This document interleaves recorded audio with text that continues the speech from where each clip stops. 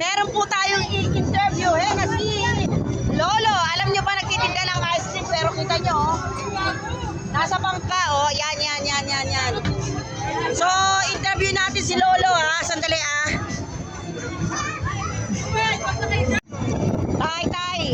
Tay, good afternoon. Matagal na po ba kayo nagtitinda ng ice cream na ganyan? Ilang taon na, Tay? 6. Ano pangalan niyo, Tay? Crispin. Po? Crispin in season. Crispin. Kaano-ano niyo si Crispin? Okay. Nakita niyo, ayan di ba? So, magandang idea, matagal na nakaganyan. Opo. Yes, good idea. Summer po, tuwing summer. 20 po. 20 may 10. Ayan, yan si Lolo Crispin. Taga Bulacan po, Tay? Taga North Sagaray. Si